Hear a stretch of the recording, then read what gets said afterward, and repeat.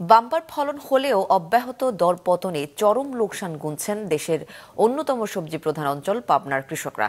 সার, বীজ, সেচ সহ কৃষি শ্রমিকের দাম বৃদ্ধি পেলেও অস্বাভাবিকভাবে কমেছে সবজির দর। কোনো কোনো সবজি বিক্রি হচ্ছে কেজি প্রতি 1 থেকে 5 টাকা দরে। রাতুল ইসলাম সুমনের ক্যামেরায় পাবনা থেকে রিপোর্ট করছেন উৎপল মির্জা।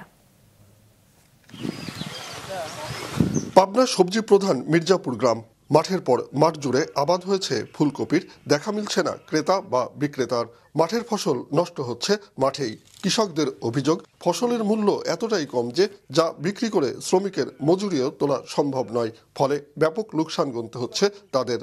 5 মণ কপি 2টা লিভার লাগে, প্রসেস করে বাজারে যাইতে গাড়ি ভাড়া দিয়ে ওইটা বাজার থেকে টাকা রিটার্ন আসে না। এমন পরিস্থিতি আমার হয়েছে এখন, মানে 1 বিঘাতে 10,000 টাকা হচ্ছে না, 1 টাকা পিছও লেচ্ছে না। কপি লাগাইছিলাম ফুলকপি, আপনার টাকা পাইনি।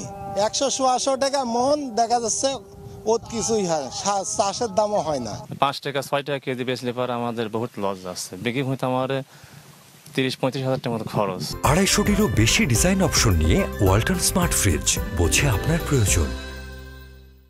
শুধু এ ফসলেই নয়, একই অবস্থা অধিকাংশ শীতকালীন ফসলের ক্ষেত্রেও। কৃষকরা জানান, কেজি প্রতি মূলা বিক্রি হচ্ছে 1 টাকা, পাতাকপি 2 টাকা, শিম 6 টাকা এবং ফুলকপি 5 টাকা সহ দরপতন ঘটেছে অধিকাংশ সবজির। ফলে উচ্চ মূল্যে বীজ, সার, কীটনাশক ও শ্রম ব্যয় করেও কৃষক তার উৎপাদন খরচের 1/4 তুলতে পারছে না বলে অভিযোগ তাদের।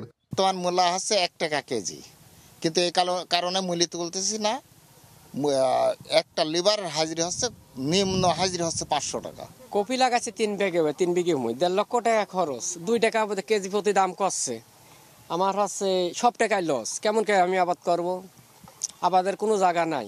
3 টাকা পিস চারা কিনে এটা কপি 8 মাস বিক্রি হচ্ছে না, তাহলে কৃষক কিভাবে বাঁচবে কোন? জেলা কৃষি সম্প্রসারণ কর্মকর্তা জানান, চলতি মৌসুমে শীতকালীন সবজি আবাদের লক্ষ্যমাত্রা ছিল 16,000 হেক্টরে। সেখানে আবাদ হয়েছে উৎপাদন লক্ষ্যমাত্রার চেয়েও প্রায় 5,000 হেক্টর বেশি জমিতে। রেকর্ড পরিমাণ উৎপাদন হয়েছে। এ কারণে এবার কমে গেছে সবজির দর। সরকারি বা বেসরকারি উদ্যোগে এখনো জরুরি ভিত্তিতে কোল্ড স্টোরেজ স্থাপন এবং প্রক্রিয়াজাতকরণ যে ধরনের শিল্প আছে সেগুলো স্থাপন, এবং দেশের বাইরে যে মার্কেটগুলো, আমার এথনিক মার্কেটগুলো আছে আমাদের মধ্যপ্রাচ্য, আমাদের মালয়েশিয়া, সেখানে যেন আমরা রপ্তানি করতে পারি, সেই বিষয়টা প্রসারিত করার জন্য আমি সকল পক্ষকে আহ্বান জানাচ্ছি।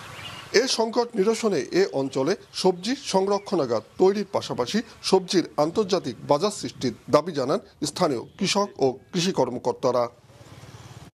উৎপল মির্জা, মাছরাঙা সংবাদ, পাবনা।